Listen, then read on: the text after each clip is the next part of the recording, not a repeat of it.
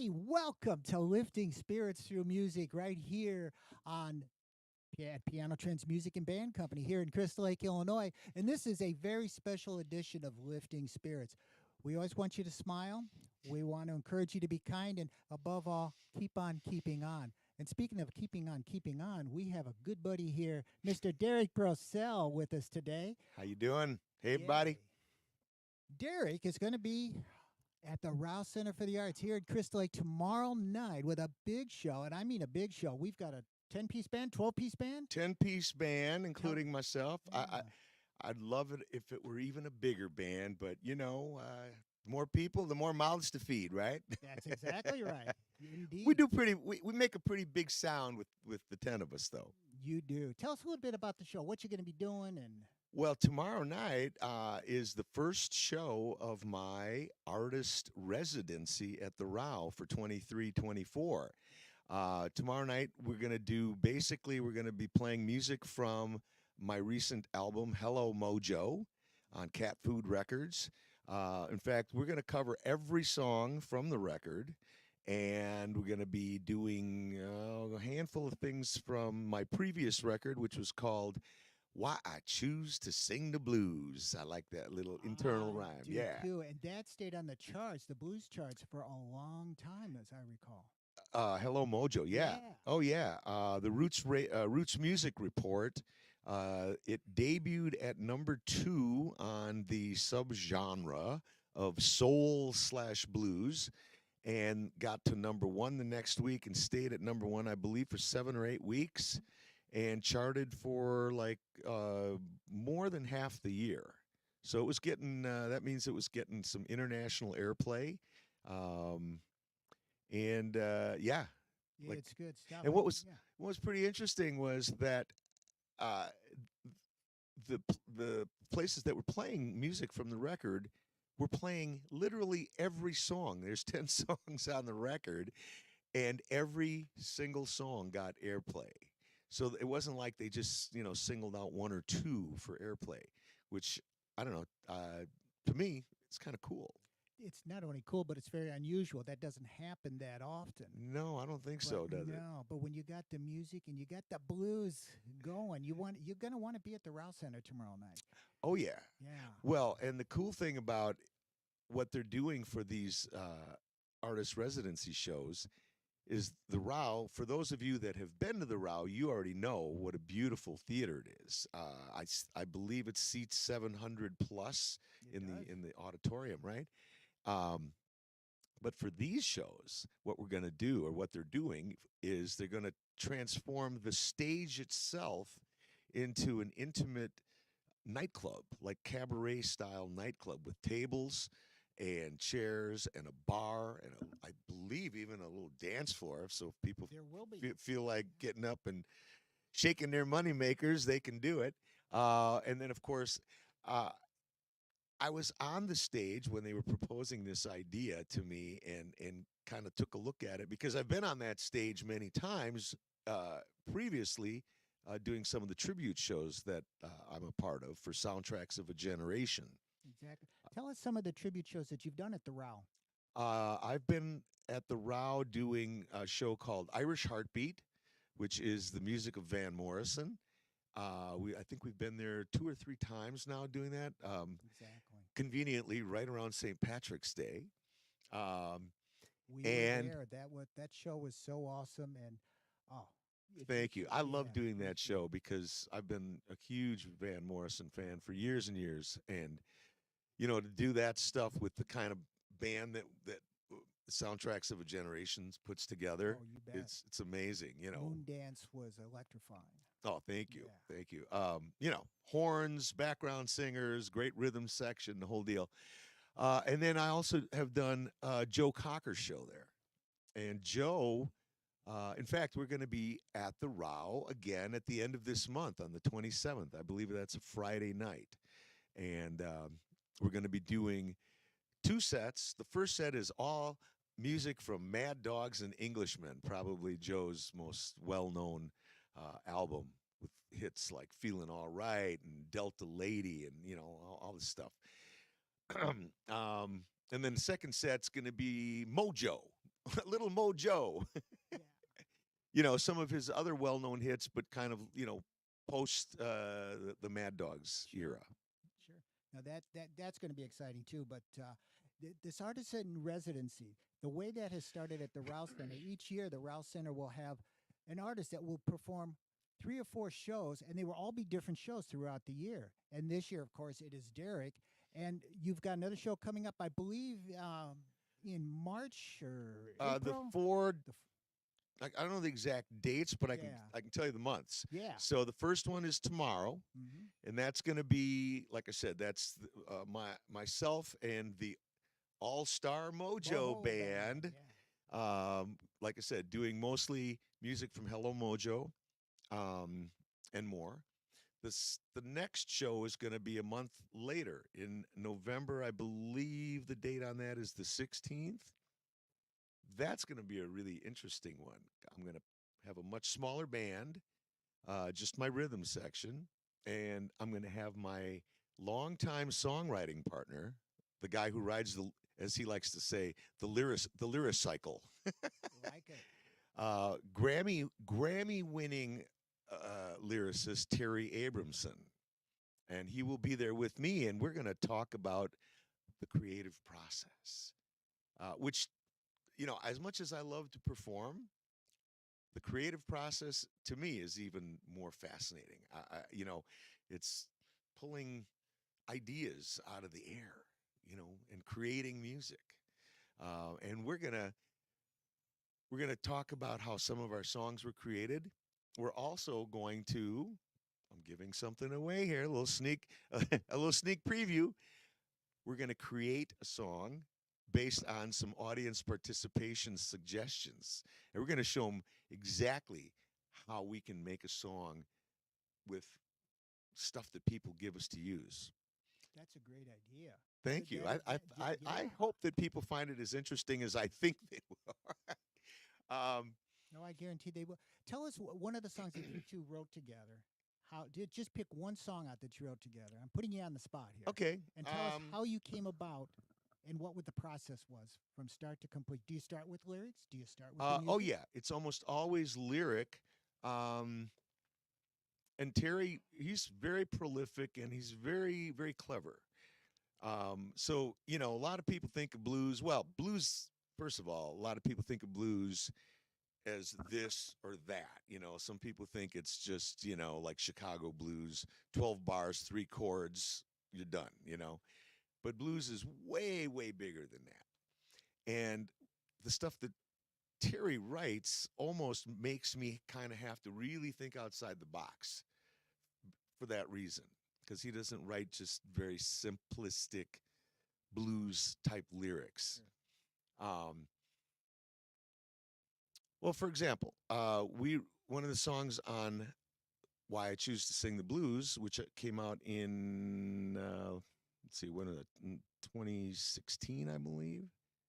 A song called "Who Will Tell Lucille," and it was Terry's take lyrically on the passing of B.B. King, which had happened, well, 7 or 8 years ago now. Years ago now, right? Yeah. So Terry's take on it was BB's main gal, Lucille. Like, who's going to tell her that he's gone? I wouldn't Right? want to be It's an. that person. I don't want to be that guy. So that was the the viewpoint. Uh, and he sends me these lyrics, and I got to tell you, 90 whatever percent of the time, he and I are like exactly on the same page. I can read his lyrics, and I'll sit at the piano and start based on what I'm reading, and I'm kind of in the same ballpark musically as what he had in mind. We kind of had a misstep with this song. I put together some interesting music to it, but it wasn't what it ended up being. And I sent him a quick little demo, and he said, "Yeah, it's nice, but here, take a listen to this." And I don't remember the song that he sent me, some by somebody else. And as soon as I heard it, I just went, "Oh, duh!" I was like, "Of course, it needs to be this." feel, like Sure. it I had sort of missed the underlying mournfulness Okay. of the lyric, and as soon as I heard it, I didn't even have to hear more than like 10 seconds of it. I went back to the piano and came up with this. Can I play you a little bit? Please do. Yeah, I was going to say, can you please Sure. play a little, at least 12 bars of it? Sure. Now, before I start, this is just me on the piano, okay? The song, it's about BB's guitar, so it is a guitar centric song. So you got to imagine, okay?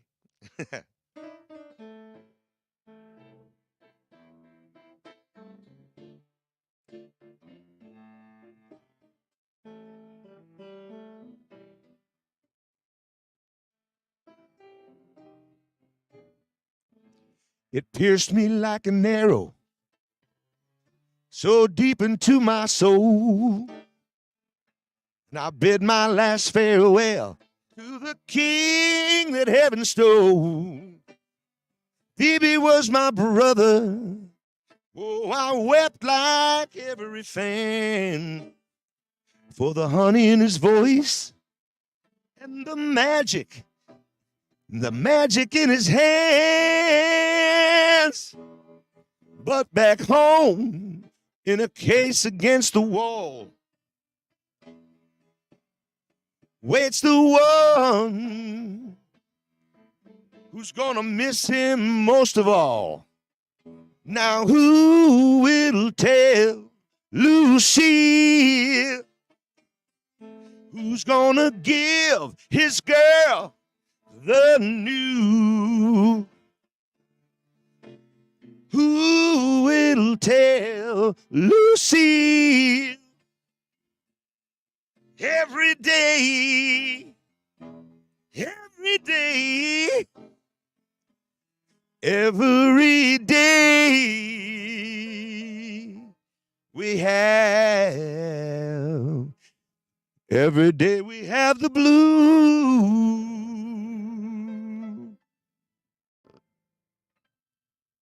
Oh, very nice. That's Derek Purcell. Yeah. So I think we hit it on the mark with that one. It's got the mournfulness that my first attempt at it was lacking. Oh, well, it ended up very well. I can tell you that. Thank you. That was excellent. So Derek's again is going to be at the Rouse Center for the Arts tomorrow night. It's an 8 p.m. show. And what is the date tomorrow? It's October the 12th. October 12th. Yeah. What used to be Columbus Day, I believe, in this land of ours, and now it is Indigenous People Day, and it moves to a Monday. we might have to do a little tom thing tomorrow night in order to celebrate. And I'm sure you might. It could happen. Our drummer can play pretty much anything.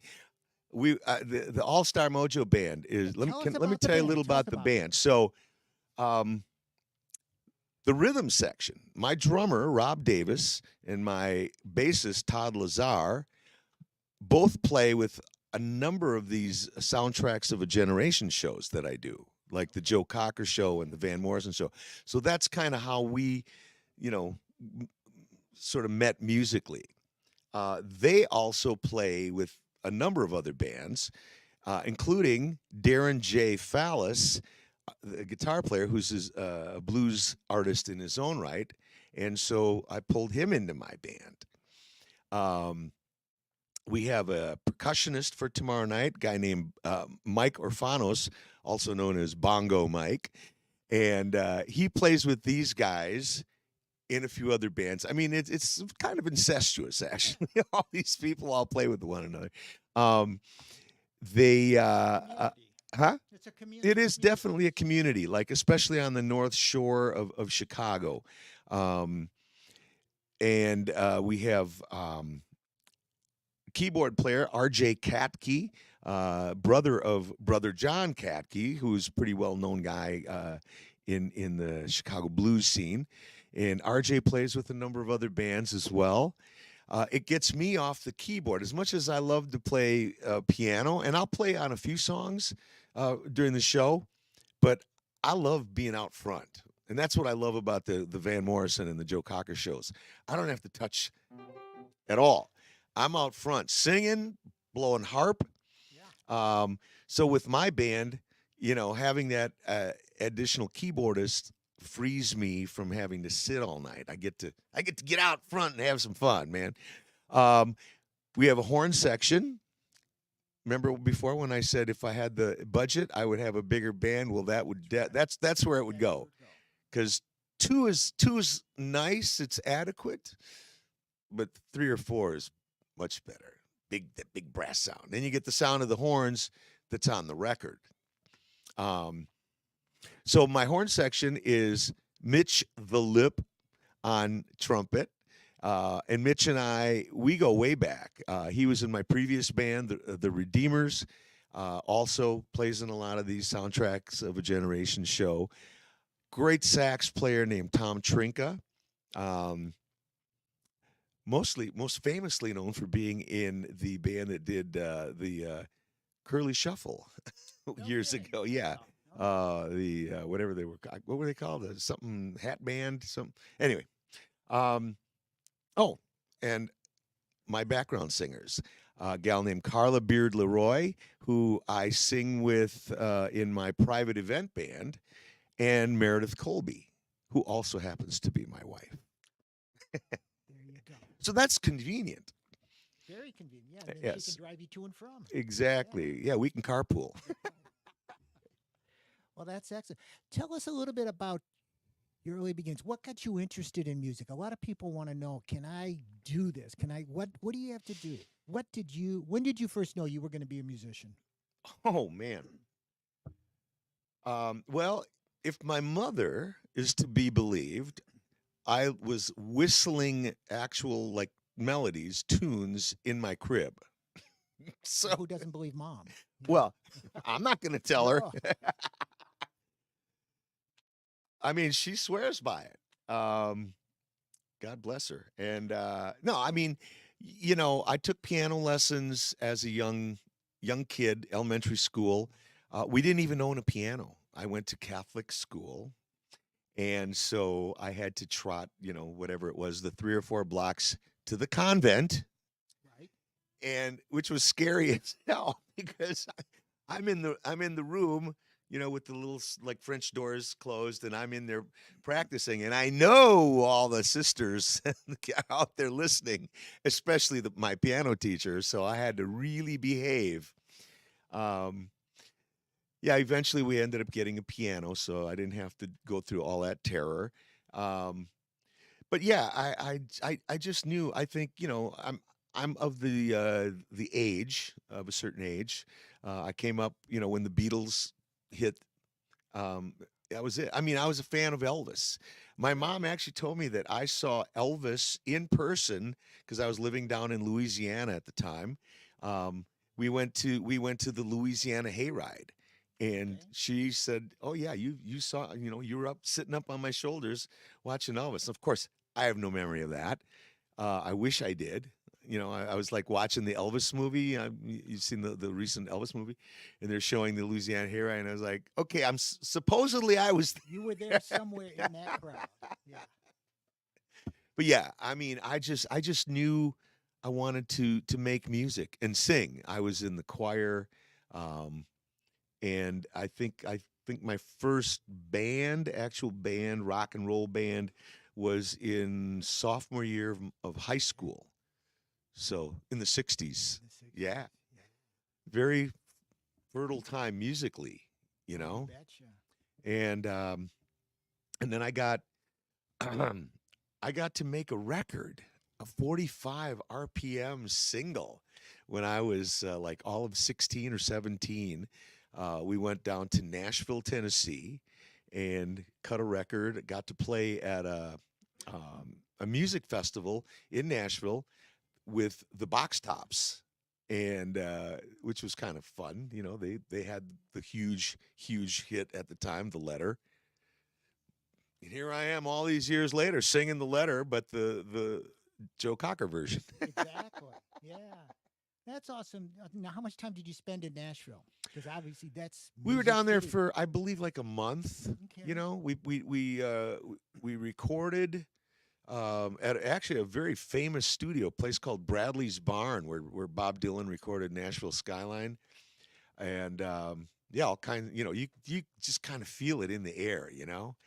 I mean, we were just kids, man. We didn't know what the heck we were doing, but we toured around a little bit. My organ player in that band, his dad wanted to be sort of like in the music biz, right? Sure. So he bought all this gear, and he actually bought a bus. you know, we were tooling around. We were playing gigs down in Tennessee. I think we crossed over into Alabama. Okay. Yeah, so it was that time instilled in me that like I knew there was nothing else I really ever was gonna do in my life. I Yeah. mean, I went off to college and thought about being a teacher and thought about doing this, but Have all a all the backup to time, music and yeah, you got yeah, yeah. yeah, you got to have a plan B, That's right. Because this is just a hobby, right? right? Yeah. But no, so Derek, again, is going to be at the Rouse Center tomorrow night, October 12th at 8 p.m. You can get tickets at the Rouse Center website, and that's rousecenter.org, and that's RAUE RAUE. center.org. So, how about, unless you have some other tidbits you'd like to share with us about tomorrow night or not, we'll have you play a couple About tomorrow tunes. night? No, just Yeah. I'm gonna personally invite everybody out there. I don't know how many tables are left. How Oh, many it's gonna tickets there be are, but fun. It's gonna be that nightclub setting like you were nightclub mentioning. setting. The I tables will believe have they told candles me out. I believe they told me when I was actually kind of freaked out when they were showing me, because I had only seen the stage with stuff, in the wings and the backdrop and everything. So I'm thinking, oh, it's not that big. But then when they walked me out there and without anything in the wings and without the back, I was like, man, this is freaking huge. And they said, oh yeah, when we've got the tables set up and the chairs, there's room for about 120, people. I'm Exactly like, right. wow. Yeah. I've played places smaller than that, and it's kind of nice because yeah, I'm gonna really dig that intimacy. Well, and that's just it. It's not going to be like the regular stage show where you're on the stage and the 700 people sitting in the audience are watching. They're going to be right up there with you. You're going to be Right, eyeball to eyeball with these right. people, right? Oh And yeah, it's going to be fun. It's going to be fun. it will So be fun. if you're free and available, check it out before all the tickets are gone, and we will see you there. Derek, could you play a few tunes for us and take us Sure, I'll home? take you out here. Awesome.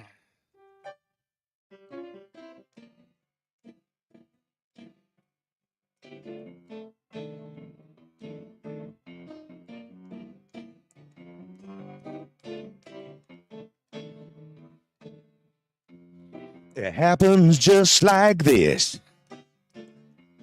It don't take long. Wake up one morning, look around, and your mojo's gone. When it happened to me, I would scream and shout, but my mojo went back in the bottle. You know it would not come out. Oh, the sky went dark, and the moon went away. Every color of the rainbow turned to shades of gray. Oh, and there you stood, right before my eyes. And from deep down in that bottle, my mojo started to rise. Well, you shook that bottle till you popped that cork. Hit the mojo, red that cork. Hello, mojo. Nice to have you back. Hello, mojo. Stay right where you're at. Hello, mojo. From my baby's arms. Hello, mojo. Working like a charm.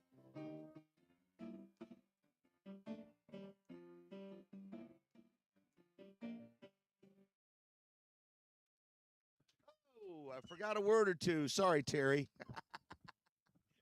We won't tell them. Well, you just did. Yeah. Thank you, Derek Procell, for being with us today on Lifting Thank you Spirits. for having me. Absolutely. We'll do this again sometime, maybe. Please. Yeah. So Derek's got tomorrow night, Rouse Center, and at the end of the month, We'll be back as Joe Cocker. Joe Cocker, Mad Dogs Yeah. and Englishmen and all. That'd be great. Thank you, everybody. This is Lifting Spirits Through Music, and we'll see you again right here at Piano Trends Music in Right here. Crystal Lake. Yeah.